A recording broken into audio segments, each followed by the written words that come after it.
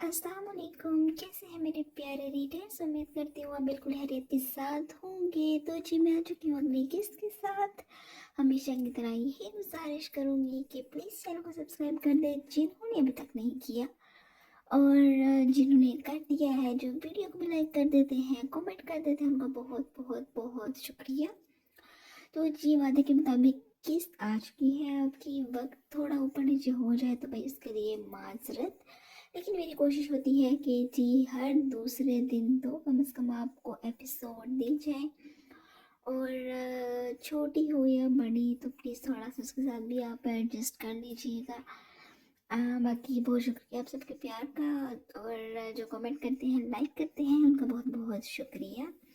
मज़ीद वक्त बिल्कुल ज़ाहिर नहीं करेंगे और हम अपनी एपिसोड की तरफ चलते हैं। हर रंग धनक का तेरे नाम किस नंबर 27 बिरहाशा। अभी कुछ देर पहले ही नाश्ते से फारिग होने के बाद अपने रूम में आकर बैठी थी। नाश्ते पर सभी मौजूद थे सवाए ज़ावियार शाह के। आज शाह का इरादा आज सरिश की तरफ जाने का था कि वो एडमिशन फॉर्म्स फिल करती, सबमिट करवा सके। डेडलाइन सर पर थी, इसलिए इसके नाश्ते पर मौजूदगी से खूब रौनक लगी हुई थी, जिसके चुटलू ने मिर्हा को भी हंसने पर मजबूर कर दिया था। शाह हवेली में जाने कितने वक्त बाद खिलखिलाहटी गूंजी थी। मिर्हा का नॉर्मल अंदाज सबको ही पुरसुकून कर गया था। दाजान और सैयद आमिर शाह, जो इस रिश्ते के जोड़ने के सबसे बड़े हामी थे, मिर्हा के साथ ज़ावियार के रवैये ने उन्हें भी बहुत हर्ट किया था। मगर इस वक्त मिर्हा के चेहरे पर मासूम सी मुस्कुराहट दोनों को बहुत भली लगी थी। इन्होंने इसकी खुशियों की दिल से दुआ की थी। तभी मिर्हा की बात पर सब मुंह खोले से सुन रहे थे। जो कल तक रुखसती नहीं चाहती थी मगर आज रुखसती की खामी भरती, सब घर वालों को हैरानगी और खुशी से दो चार कर गई थी। मिर्हा बेटे, आप पर कोई ज़बरदस्ती नहीं है, आप जितना चाहे टाइम ले सकती हैं। सैयद आमिर शाह अपनी चेयर से उठते मिर्हा के पास जाते सबके साथ लगा कर पूछने लगे थे। वो अब अपनी बेटी के साथ कोई जोर ज़बरदस्ती और ज्यादती नहीं करना चाहते थे। बाबा, मैंने ये फैसला अपनी मर्जी से लिया है, सैयद आमिर शाह के पूछने पर मिर्हा ने उन्हें तसल्ली देते कहा था। अब वो इन्हें क्या बताती कि इनका लाडला और फर्माबरदार भतीजा इसे किस तरह टॉर्चर कर रहा था, किस तरह उसे ज़हनी अजियत में मुब्तला कर रहा था। मगर वो अपनी ज़ात पर अब कोई तबसरा नहीं चाहती थी। जान गई थी कि आज भी घरों को जोड़ने के लिए कुर्बानियाँ सिर्फ बेटियों के हिस्से होती हैं। जान गई थी कि जो ताल्लुक ज़ावियार उसके बीच बन चुका है, इसके बाद इसका रुखसती के बगैर सिर्फ निकाह में रहना इसकी खुद की ज़ात पर कितने सवाल उठा सकता था। खुश रहो, मेरी दुआ है खुदा तुम्हें हर खुशी से नवाजे। दाजान भी उठते मिर्हा के सर पर हाथ रखते उसे दुआओं से नवाजने लगे थे, जिस पर मिर्हा जवाबन बमुश्किल मुस्कुरा पाई थी। वाओ, हमारे घर में भी अब शादी है। दाजान, कितना मज़ा आएगा ना। और शादी का खाना, उफ, उसकी तो क्या ही बात है। आयत जाके सुई हमेशा खाने पर ही अड़े रहते थे। मोटू, दुनिया मार्स पर जाने की तैयारी कर रही है और तुम बस खाने पर अटकी रहना। बालाश उसकी पोनीटेल खींचते चढ़ाया तो वो मुंह बसूर कर रह गई थी, जबकि बाकी सब मुस्कुरा दिए थे। सारिया बेगम भी किचन से मुलाजमा के हाथ मिठाई मंगवाती सबके साथ तक मिर्हा का भी मुंह मीठा करवा गई थी। वो बहुत खुश थी। आज सुबह भी इनकी नजरों से ज़ावियार का मिर्हा के रूम से निकलना छुपा ना रह सका था। इसकी हालत देख वो मुस्कुराते नफे में सर हिला गई थी। कम से कम वो अपने लाइफ में आगे तो बढ़ा था, वरना इन्हें तो लगा था कि शायद ही वो माहा को भूल कर मिर्हा के साथ अपनी जिंदगी शुरू करे। फिर माहा का निखरा निखरा सरापा बस ये दिन के शक पर पक्की मोहर लगा गया था, इसलिए वो इन दोनों के लिए बेहद खुश थी। जबकि साइमा बेगम भी वहीं बैठी तो मस्कराना अंदाज में मुस्कुरा दी थी। اس کی سوچوں میں خلل آیت کی آمد نے ڈالا تھا، جو جھنجھلاتی ہوئی اسے اپنا موبائل پکڑا کر گئی تھی، جس پر زاویار کی کال چل رہی تھی۔ اسے پہلے ہی دیر ہو رہی تھی اور اب یہ کال۔ مرحبا زاوی لالا کب سے آپ کو کال کر رہے ہیں یار، لے ان سے بات کریں۔ وہ موبائل اس کے حوالے کرتی واپس اپنے روم میں جاتی اپنی تیاری کرنے لگی تھی، جبکہ مرحا ٹھنڈی سانس بھرتے موبائل کان کے ساتھ لگا گئی تھی۔ موبائل کہاں ہے تمہارا؟ میں گھنٹے سے تمہیں کال کر رہا ہوں۔ زاویار مرحا کے مدھم سانسوں کا زیر و بم محسوس کرتا غصے سے بولا تھا۔ مرحا کے سامنے اس کا غصے سے سرخ پڑتا چہرہ بھی لہرایا تھا۔ مجھے چارجنگ پر لگانا یاد نہیں رہا تھا، اس لیے شاید بیٹری ڈیڈ ہونے کی وجہ سے آف ہو گیا ہوگا۔ مرحا نے جھوٹ بولتے بات ختم کرنی چاہی تھی، حالانکہ وہ جان کر مسلسل زاویار کی کالز کو اگنور کر رہی تھی۔ خیر، سنا ہے رخصتی کے لیے مان گئی ہو، ایک ہی رات میں اتنی تبدیلی، کہیں مجھ سے پیار ویار تو نہیں ہو گیا؟ وہ جانتا تھا مرحا جھوٹ بول رہی تھی، مگر اس وقت جس کام کے لیے کال کی تھی وہ زیادہ ضروری تھا۔ زاویار کے تمسخر اڑاتی بال پر مرحا نے ضبط سے آنکھیں بند کرتے کھولی تھی، ساتھ ہی نمکین موتی آنکھوں سے نکلتے بے مول ہوئے تھے۔ پیار کا تو پتہ نہیں، مگر مجھے اس تعلق سے اب گھن آنے لگی ہے۔ مجھے آپ سے جڑے اس تعلق میں اپنا آپ بہت گرا ہوا محسوس ہوتا ہے، اپنی ذات، اپنی نسوانیت بے مول رلتی ہوئی محسوس ہوتی ہے، اور میں نہیں چاہتی بغیر رخصتی کے آپ میرے قریب بھی آئیں۔ مرحا روتے ہوئے بولی تھی، اور پھر بولتی بولتی پھوٹ پھوٹ کر رو دی تھی۔ دوسری طرف مرحا کے الفاظوں پر زاویار کے کی بورڈ پر چلتی انگلیاں ساکت ہوئی تھی، ماتھے پر بالوں کے ساتھ ساتھ میری رگیں بہت تیزی سے ابھری تھی۔ کوئی بات نہیں، یہ نکاح اور رخصتی تمہیں اور تمہاری ماں کو تمہاری نسوانیت اور میری راتیں رنگین کرنے کے بدلے میں بہت مال دے گی، سو ڈونٹ لوز ہوپ۔ مگر جب بولا تھا، لہجہ اور الفاظ مرحا کو مزید تکلیف سے دوچار کر رہے تھے۔ مرحا کو بہت پر غصہ آنے لگا تھا۔ وہ کیوں جذباتی ہوتی اس شخص کے سامنے رو دی تھی، جسے صرف اپنے الفاظوں اور رویوں سے چھنی کرنا آتا تھا۔ کال کیوں کی تھی؟ مرحا اپنے گلابی اور بھیگے گال بے دردی سے صاف کرتے اسپاٹ انداز میں گویا ہوئی تھی۔ میرا وقت برباد کرنا تمہاری پرانی عادت ہے۔ بہرحال کچھ دیر میں تمہیں ڈریس ریسیو ہو جائے گا، مجھے تم آج رات اس ڈریس میں ملبوس اپنے روم میں چاہیے ہو۔ زاویار کا بھاری اور گمبھیر آواز میں یہ مطالبہ مرحا کو طیش دلا گیا تھا۔ آپ کی ساری فرمائشیں پوری کرنے کا ٹھیکہ نہیں لے رکھا میں نے، اور نہ ہی میں بقول آپ کی محبوب بیوی ہوں جو آپ مجھ سے ایسی فرمائشیں کر رہے ہیں۔ اس بار مرحا مضبوط لہجے میں بولتی، دوسری طرف کال پر موجود زاویار کو ٹھٹکا گئی تھی۔ چلو، تم میری محبوب بیوی نہ سہی، مگر بقول تمہارے میں تمہارا آئیڈیل شوہر تو ہوں ہی، اس لیے فضول گوئی میں میرا مزید وقت برباد مت کرو، اور جتنا کہا ہے اتنا کرو۔ زاویار کئی بار مرحا کے منہ سے خود کے لیے آئیڈیل لفظ سن چکا تھا۔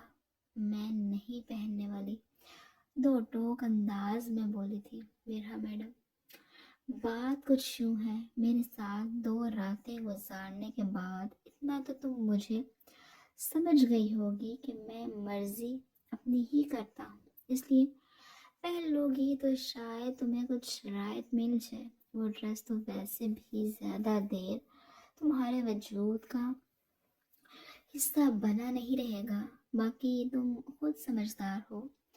رکھتا ہوں کال، رات میں اب تم سے تفصیلی ملاقات ہوگی، گڈ بائے۔ اپنی بات کرتا وہ مرحا کو کپ کپانے پر مجبور کر گیا تھا۔ تبھی دوسری طرف سے کال بند ہونے پر خاموشی چھا گئی تھی۔ مرحا موبائل فون کان سے ہٹائے سائڈ ٹیبل پر رکھ گئی تھی۔ اتنا تو اسے جانتی تھی کہ کرتا وہ ہمیشہ اپنی ہی تھا، اسے کسی کا لحاظ، کوئی ڈر خوف نہیں رہا تھا۔ پھر وہ بیک گراؤنڈ سے ٹیک لگاتی اپنی تھکی تھکی آنکھیں موند گئی تھی۔ माहा काफी वक्त से उठी शहरयार को उठने का बोल रही थी, जो जाग तो रहा था मगर बेड से ना खुद उठकर दे रहा था और ना ही इसे हिलने दे रहा था। शहरी प्लीज उठ जाओ। माहा एक दफा फिर से खुद पर से उसकी मजबूत बाजू हटाती बोली थी। क्या करना है तुमने उठकर? लेटी रहो चुप करके। शहरयार हनोज आंखें मूंदे माहा को अपने मजीद करीब करते उसके उठने की कोशिश नाकाम कर गया था। शहरी, बाहर सब क्या कहेंगे, टाइम देखो, और वैसे भी मुझे भूख लगी है। हटो ना अब। माँ अब की बार उसे धीमे लहजे में समझाती बोली थी, जिसमें न जाने आज कौन सा जिन आ गया था जो रूम से निकलने का नाम नहीं ले रहा। सोने पर सुहागा अस्पताल कॉल करके आज छुट्टी भी ले चुका था। माँ का उसकी कोई मंतक समझ नहीं आ रही थी। एक तो मैं तुम्हारी भूख भूखे किरदार से बहुत तंग हूँ करता हूँ, इसका भी कोई बंदोबस्त। शहरयार उसको घूरता बोला था, जिसकी कुर्बत पर नजरें उसके चौड़े सीने पर मरकूज के लाल सुर्ख पड़ रही थी, जिसे देख शहरयार फिर से माहा पर झुकता उसे बुखलाने पर मजबूर कर गया था। क्या ख्याल है, हनीमून प्लान करते हैं? तुम्हारी ये जो बाकियों की फिक्रें हैं इनसे भी कुछ देर छुटकारा मिलेगा। माहा को अपने सीने में भेजे वो गोया हुआ था, जिस पर माहा महज अपनी आंखें घुमा कर रह गई थी। सॉरी, अभी तो ऐसा मुमकिन नहीं है। फिर वो शहरयार से दूर हटते बेड से उठ गई। वजह? शहरयार इसे घूर कर आंखें सुकेड़े माँ को घूरने लगा था, जो कि अपने लंबे बालों को समेटती वॉशरूम की तरफ बढ़ने लगी थी। फिर कुछ दिनों तक मुझे यूनिवर्सिटी दोबारा से ज्वाइनिंग देनी है। माँ वॉशरूम के दरवाजे की तरफ बढ़ती बगैर मुड़े जवाब देती वॉशरूम में घुस गई थी। इस पर शहरयार बंद दरवाजे को घूर कर रह गया था। फिर वो खुद भी उठता, अपने बालों में हाथ फेरता, बेड क्राउन के साथ टेक लगाता, साइड टेबल पर पड़ा मोबाइल उठाकर यूज करने लगा था। कुछ टाइम के माहा फ्रेश होकर वॉशरूम से निकली तो एक नज़र सामने बेड ग्राउंड के साथ टेक लगाए शहरयार को देखती ड्रेसिंग टेबल के सामने खड़ी अपने गीले बाल टॉवल से आजाद करवा गई थी। ड्रेसिंग टेबल से मॉइस्चराइजर उठाती अपने हाथों और चेहरे पर लगाती शहरयार की बात की तरफ मतवज्जो हुई थी। तुम यूनिवर्सिटी नहीं जाओगी? शहरयार अब मोबाइल साइड पर रखे माहा से मुखातिब हुआ था। क्या मतलब यूनिवर्सिटी नहीं जाऊंगी? मसरूफ से अंदाज में वो दराज से हेयर ड्रायर निकालती बोली थी। मतलब तुम जॉब छोड़ रही हो? शहरयार की बात पर ड्रायर की वायर सुलझाते माहा के हाथ थमे थे। सॉरी, मगर मैं ऐसा क्यों करूँगी? माहा ड्रायर का स्विच प्लग में लगाती हैरान होती तमस्कराना मुस्कुराती गोया हुई थी। तुम यूनिवर्सिटी इसलिए नहीं जाओगी क्योंकि मैं ऐसा कह रहा हूँ। शहरयार माँ की तरफ बढ़ता ड्रायर का स्विच निकालता माँ को बाजू से थामते इसका रुख अपनी तरफ मोड़ता गोया हुआ था।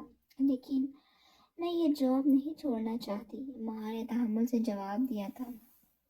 रुक माँ, पहले की बात और थी, मगर अब जब मैं हूँ तुम्हारे साथ, बीवी हो तुम मेरी, मेरी जिम्मेदारी हो, तो फिर तुम्हें इस समय पढ़ने की बिल्कुल ज़रूरत नहीं है। माँ के हाथ थामता इन पर नरमी से लब रखते बोला था। लेकिन मैं फिर भी ये जॉब करना चाहती। तुम अब जॉब नहीं करोगी एंड दैट्स फाइनल। मैं हॉस्पिटल से छुट्टियां लेता हूँ, फिर हम अपना ट्रिप प्लान करते हैं। शहरयार माँ की बात करता उसके गाल थपथपा कर अपनी बात मुकम्मल करता वॉशरूम में फ्रेश होने के लिए बढ़ गया था, जबकि माहा वहीं तसब्सब का शिकार खड़ी थी। उसे शहरयार का ये फैसला एक आंख नहीं भाया था। फिर सर झटकती इस मामले को बात पर डालती वो रेडी होने लगी थी। जानती थी जितना लेट होगी उतना फौजिया बेगम की घोरियों को बर्दाश्त करना पड़ेगा। जर्रार हाथ ज्यादा अपने ध्यान में सीढ़ियों से उतरता निचली मंजिल की तरफ बढ़ रहा था कि दफातन किसी वजूद से टकराया था। पर वक्त अगर वो कुछ और सीढ़ियां चढ़ते वजूद को ना संभालता तो इस वक्त दोनों सीढ़ियों से लुढ़कते जमीन की जीनत बन चुके होते। अफसोस के साथ मगर बेचारा अलचा के सीढ़ियों से लुढ़कते मोबाइल को न बचा सका था, जो ठक ठक करता जमीन बोस हो चुका था। दूसरी तरफ आयशा ज़र्रार खानज़ादा से टकराती उसकी शर्ट के कॉलर को थाम गई थी। ज़र्रार खानज़ादा ने अपने बाजू में सिमटे इसके शॉर्ट शर्ट का कॉलर पकड़े वजूद का चेहरा देखा तो वह इसका दिल आंखों में धड़कने लगा था। आयशा आंखें जोर से नीचे भरे भरे लबों को आपस में पेवस्त किए उसका कॉलर थामे उसे मुकम्मल तौर अपनी तरफ मतवज्जो कर चुकी थी। खुशबू में बसा ये वजूद ज़र्रार को हर बार की तरह आज भी बुरी तरह डिस्ट्रैक्ट कर रहा था। ये अलग बात थी कि इस मोटो के वजन से ज़र्रार खानज़ादा के बाजू तो थकने लगे थे, मगर दिल इस वजूद को हमेशा यूं ही अपने करीब रखने का मतमन्नी हुआ था। आयशा जो कि समझी थी कि इस बार सीढ़ियों से गिरने के बाद पक्का इसका कबाड़ा हो चुका होगा, खुद के बचाने पर आंखें खोलती खुद को ज़र्रार के हिसार में पाकर शुक्र करती सर्द सांस हवा का सपुर्द कर गई थी। शुक्र अल्लाह बच गई इस दफ़ा भी। आज के बोलने पर ज़र्रार होश में आ था। इसके चमकते चेहरे पर अपनी तफसीली नज़रें मरकूज किए उसे छोड़कर सीधा होता पीछे होकर खड़ा हुआ था। तुम्हें गिरने के अलावा कोई काम नहीं है? ज़रा रौबदार लहजे में आयत से मुखातिब हुआ था जो हर जगह बस गिरने को ही तैयार रहती थी। लाला खुदा को मानिए, आप अंधों की तरह सीढ़ियाँ उतर रहे थे, मैं तो देहात से जरिश के रूम की तरफ जा रही थी। जवाबन वो भी बगैर रूम में आए सारी गलती ज़र्रार पर डाल गई थी। हालांकि खुद मैडम मोबाइल यूज़ करती सीढ़ियाँ चढ़ रही थी। हाँ, वो तुम्हारा सारा ध्यान तो ज़मीन पर गिरा चिकनाचूर हो चुका है। ज़र्रार ने इसके ज़मीन पर गिरे टूटे मोबाइल की तरफ तवज्जो दिलाई थी। हाय अल्लाह ज़र्रार लाला, मेरा मोबाइल। आयत की नज़र जैसे ही मोबाइल पर पड़ी हुई चीखती भागती हुई नीचे भागी थी। आयत ध्यान से गिर जाओ। ज़र्रार की बात अभी मुंह में ही थी कि वो खुद भी ज़मीन पर धड़म से गिरी थी, जिसे देख ज़र्रार की हंसी छूट गई थी। फहमीदा बेगम आवाज़ पर किचन से निकलती हाल में आई तो आयत जो अभी उनसे मिलने के बाद सरिश का पूछती गई थी, इस वक्त ज़मीन पर पड़ी हुई नजर आई थी। फिर ज़र्रार को हंसते लूट पोट होता देख मुश्किल अपनी हंसी रोकते वो रूहान सी होती आयत की तरफ बढ़ी थी। आयत बेटा, आप ठीक हैं? फहमीदा बेगम की आवाज़ पर ज़र्रार भी अपनी हंसी रोकता सीधा हुआ था। पप्पू जान, मैं ठीक हूँ, बस मेरा मोबाइल टूट गया, ये देखिए। और ज़र्रार लाला भी हंस हंस कर मुझे इंसल्ट फील करवा रहे हैं। फहमीदा बेगम को अपने पास आता देख उठती अपने दुख सुनाने लगी थी। कोई बात नहीं, मोबाइल भी नया आ जाएगा, आप तो ठीक है ना? और ज़रा बेटे आप भी मत हंसो।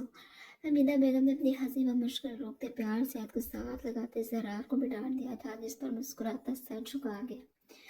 मोरे में निकलता हूँ, देर हो रही है मुझे। ज़रार खानज़ादा पर मुश्किल उसके चेहरे से नजरें हटाता बोला था। ऐसे कैसे आप निकलते हैं? मेरा जो मोबाइल आपकी वजह से टूटा है वो कौन सही करवाएगा? हाथ तो बकायदा हाथ कमर पर रखे लड़ने के लिए तैयार थी और ज़र्रार के सामने आती अपना मुतालबा रख गई थी। मेरी वजह से नहीं, तुम्हारी अपनी हरकतों की वजह से टूटा है। अपने बल्लाज टाला को देना, वो सही करवा देंगे। ज़र्रार टका सा जवाब देता आखिर में आंखों में नागवारी लिए बलाज का जिक्र भी कर गया था। वो कोई आपकी तरफ फारिग नहीं होते, डॉक्टर हैं वो, और वैसे भी मैं उनके पैसे क्यों ज़ाया करवाऊँ? थोड़ा आपने है तो सही भी आप ही करवा कर देंगे। मुख्तरमा, आप भी ये फरागत की डिग्री के लिए दाखिला करवाने वाली हैं, ये लो पैसे करवा देना सही। खुदा हाफिज मोरे। ज़रार भी बकायदा लड़ते इसका जरिश के पीछे लगकर सेम फील्ड में आने का ताना मार गया था। फिर इसके कमर पर रखा हाथ थामता, इसमें चंद सब्ज नोट रखता, वो खुदा हाफिज कहता फहमीदा बेगम की तरफ बढ़ गया। हद हो गई थी, अच्छा भला प्रोफेशन था, मगर आयत ने इसको बिल्कुल ही फारिग समझ लिया था। जबकि फहमीदा बेगम हैरत से संजीदा खामोश बेटे को लड़ता और बहस करता देख रही थी। हाँ बेटी, फी अमान अल्लाह, आप जाओ। फहमीदा बेगम अपनी हैरानगी झटकती ज़रार के सर पर हाथ फेरती प्यार देते उसे रवाना कर गई थी। इसके जाने के बाद आए दोबारा मोटी मोटी आंखों में आंसू लिए फहमीदा बेगम की तरफ पड़ी थी। पप्पू जान, देखा आपने लाला को? बोला पैसों का मैं क्या करूँगी, मुझे तो मेरा मोबाइल ही ठीक करवाना है। अच्छा आप रो नहीं, मैं ज़रार से कहकर ठीक करवा दूँगी, आप जाइए जरिश के रूम में, मैं आपके लिए कुछ खाने को भिजवाती हूँ। फहमीदा बेगम ने प्यार से उसका खूबसूरत चेहरा हाथ में थामे से चुप करवाया था। खाने का सुनकर आधा मूड तो उसका वैसे ही ठीक हो गया था। फिर वो उस बात में सर हिलाती जरिश के रूम की तरफ बढ़ गई थी, जबकि फहमीदा बेगम किचन में इनके लिए ब्रंच रेडी करवाने चली गई थी।